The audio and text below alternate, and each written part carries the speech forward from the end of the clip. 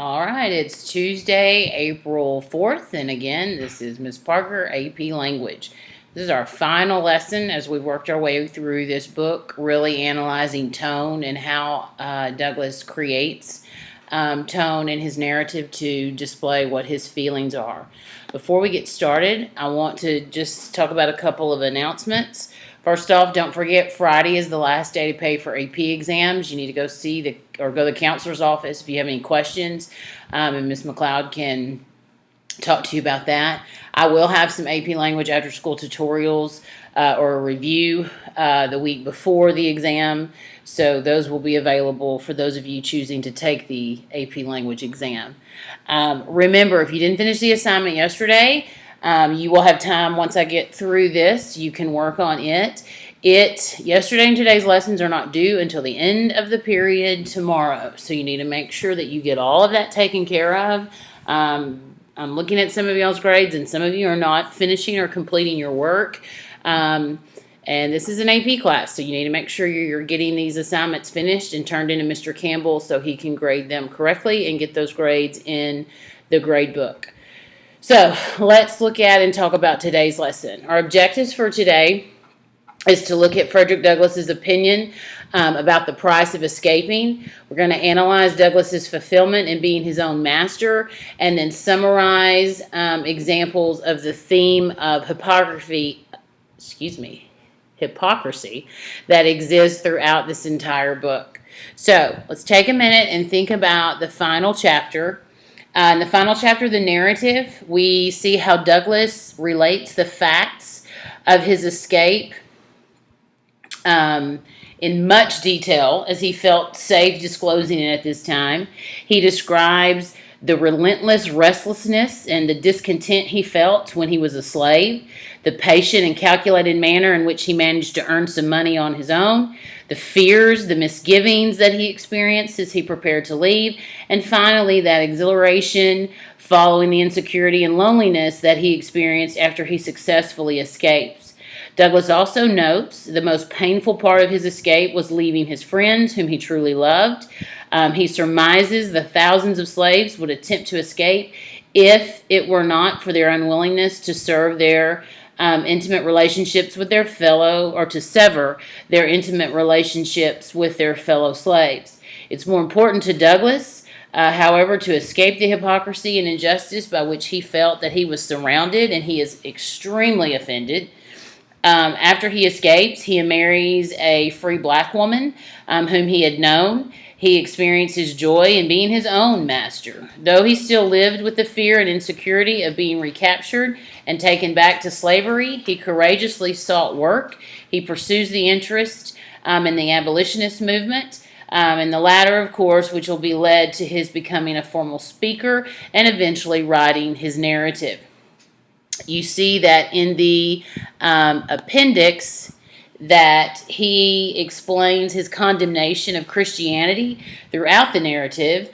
It's not the condemnation of Christianity proper, but it's the fraud or the fraudulent form of Christianity that's practiced by Southern slaveholders and Northern supporters of slavery, including those in the North who supported slavery passively by doing nothing to help end or to provide refuge for the refugee slaves.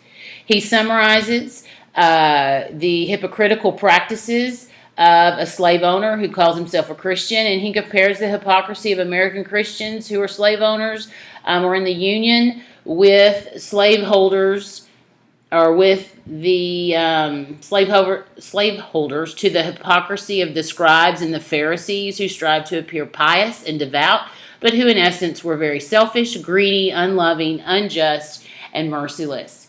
He concludes by inserting, you've got this satirical poem written by a Northern Methodist preacher visiting the slaveholding South and was appalled by the hypocrisy and violence he witnessed.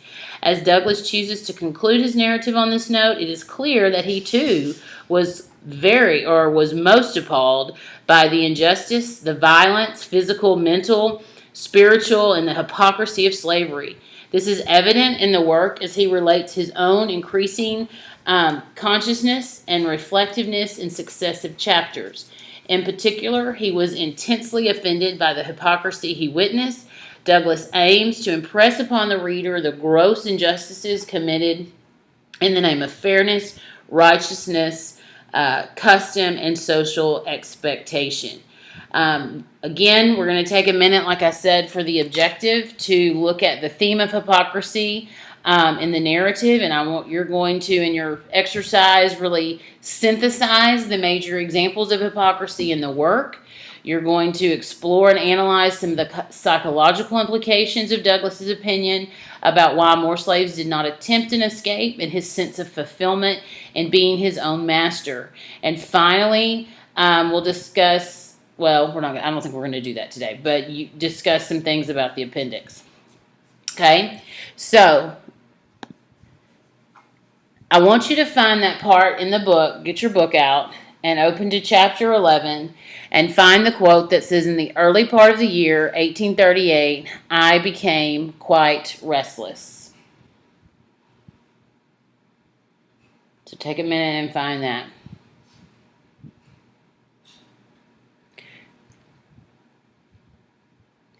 When you read that part of the passage, or that passage from the book, I want you to be clear or make sure that you see it was the hypocrisy and the injustice of his situation that becomes intolerable to him. Remember that this is one of the major themes, two of the themes actually, in the book.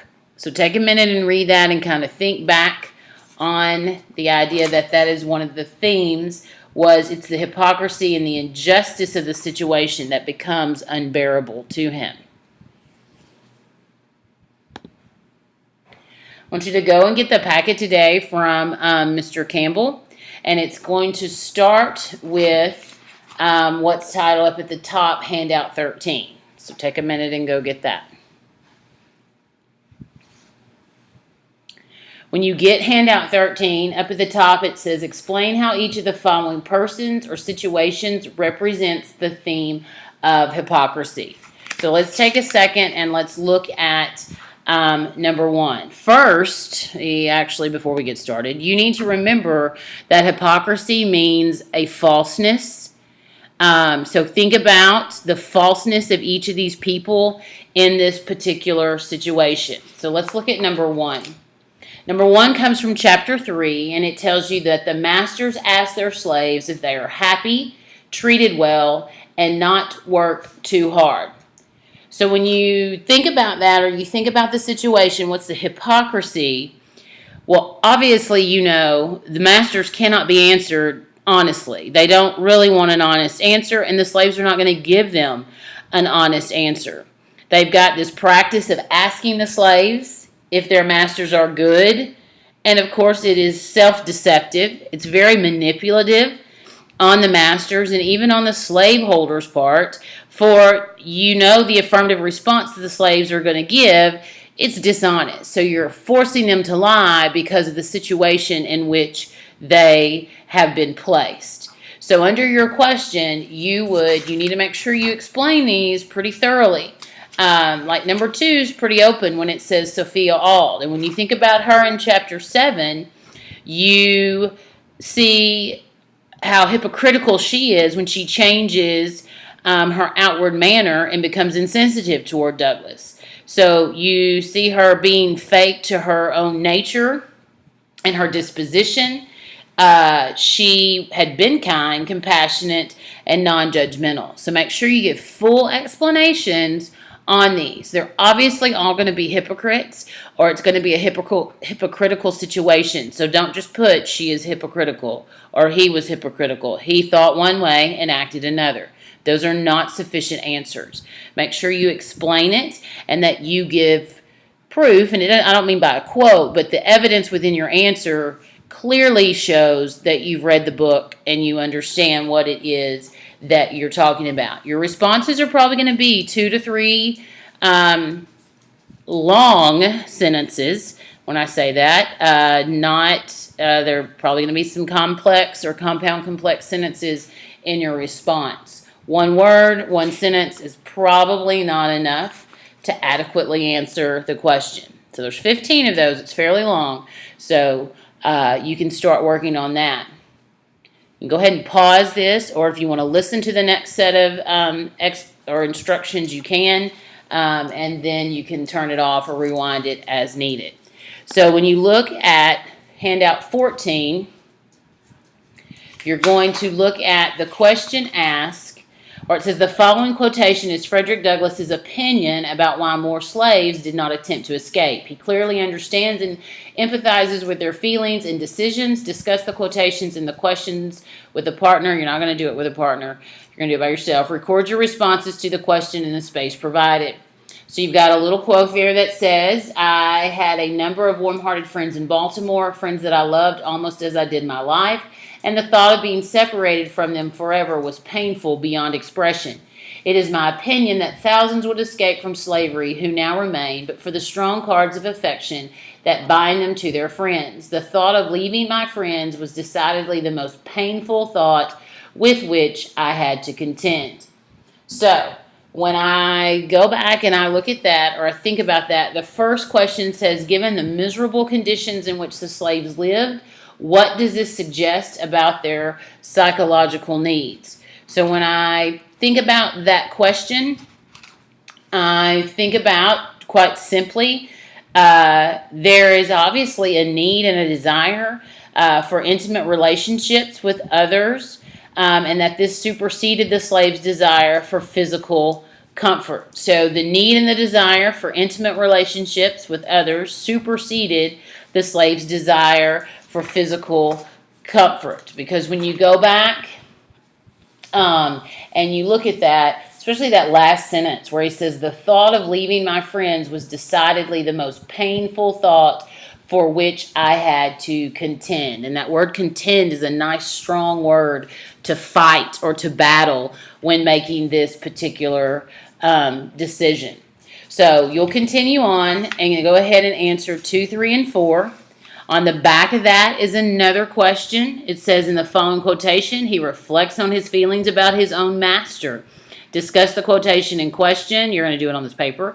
And record your responses to the questions in the space provided.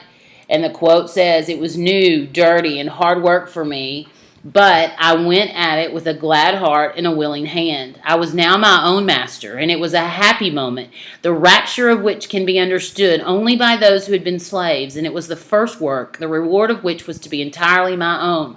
There was no Master Hugh standing ready, the moment I earned the money, to rob me of it. I worked that day with a pleasure I had never before experienced. And that's a nice little passage to juxtapose the first passage in which you read. So there's the completely different feeling when you look at that.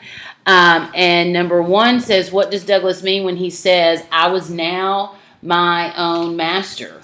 Well, obviously, when you look at that, he is self-reliant. He is determined.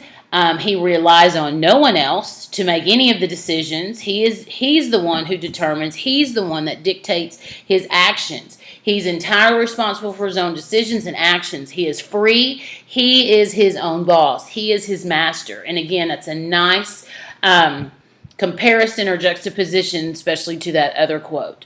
So go through and answer, look at those questions and continue to compare. There's some nice key words that are in there. As he worked that day with a pleasure he had never experienced. That word pleasure is very good.